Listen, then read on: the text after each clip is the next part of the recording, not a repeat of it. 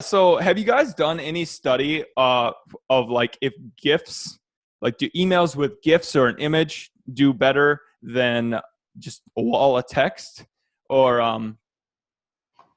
We haven't had any official studies because we can't do like click-through rates. It's just mm, something Amazon doesn't allow. Like you can't put any links inside their review links. It just gets stripped out and then it doesn't work. So, but there's a way to kind of figure it out since, we do product review monitoring. So we grab all your product reviews. You can see like over a time period, like let's say like in a month, I've sent out like, 1,000 emails and then I can go back to my review screen and filter in the last month and I can see how many reviews I got for each product, right? And then from there you can have a first order like kind of gauge on how many what's my review percentage. So definitely all the people that we've talked to that have changed their email sequences using GIFs or pictures or animated GIFs definitely have gotten way better results than just the generic block of text. So I would oh, I would definitely recommend trying to switch it up a little bit. And I think you asked earlier, like usually simple emails are the best. Like you don't want to have anything too lengthy just because most people just are lazy. They don't like to read. yep. I mean, I'm just speaking like in terms of myself too. Like when I see a block of text, like sometimes I just don't have time to read it all. And it just gets if I just see like some pictures with like some keywords in the pictures and then something really simple and it's just please leave me a review, or if you can capture my attention in like 10 seconds, like I'll leave a review. But if it's an essay and I have to read it for 5 minutes and it's not well written and there's too many things going on, then I might not leave a review. That's just my personal opinion. I don't know about everyone else, but yeah. Yeah, I hear what you're saying. I'm not going to read. But if somebody like basically if you get my attention, you get me to click, and then now you've got my attention in that email, okay, maybe. So maybe if you sent like an alpaca to me and you said, "You're awesome," or like, "We wanted to give you feedback," or I don't even know. But basically, if it was short and funny with an alpaca, I'd probably do a review regardless. Yeah, But I like short and funny. If you want to get like more detailed stuff, I would say like talk about your item, whatever. Then just throw it inside your PDF. That you're gonna send out the first sequence. Like you could talk all about mm-hmm. your product or whatever it is. So So, but the follow up for the ask, yeah. does that typically work better for clients when there's like shorter and just kind of like attention get and that, or like I know some people would go like want to go into an essay about how important it is to their business and stuff, and Yeah. like is it kind of I just mean, honestly, like depending? I don't know those numbers just because we don't keep track of it. Like we don't have a like I said, like we can't do CTR, right? So I can't just pull up like like global data, right? It's like Yep. something that I have to look into my account one by one, figure it out. But I mean, you could try it out. Like you can switch up your sequences anytime you want, right? Like let's say you do for a month and you try this email and it doesn't work, right? And then you can switch to another email. Or if you're selling like 5 different products, like you could have 5 different email sequences, right?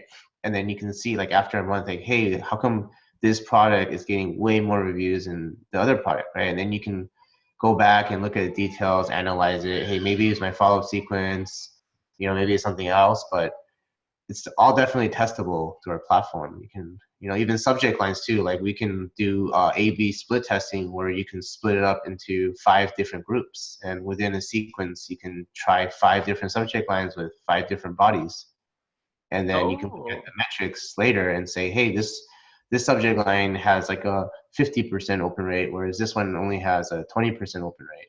can you And do five within the same product? Because I thought you could just do two. I didn't. Or like, are you saying if you had five different products? No, within the same. So within a campaign, like a campaign is you can target all your products. You can have one email sequence send out to all your products, right? Or you Mm-hmm. can specify, say, I have only one product. I only want to send, one sequence to this one product only. But within that campaign, you can split it up. So you can send, like, let's say you want to do a 5 email split, then 20% of people would get one subject line, 20% would get another, Oh, 20, 20, 20, right? Evenly distributed. Oh, I only was doing 2. right? Or if you want to do a 3 email split, it'd be 33%, 33%, 33%, right? So one third people are going to get this subject line, one third is going to get another one. So Oh, cool.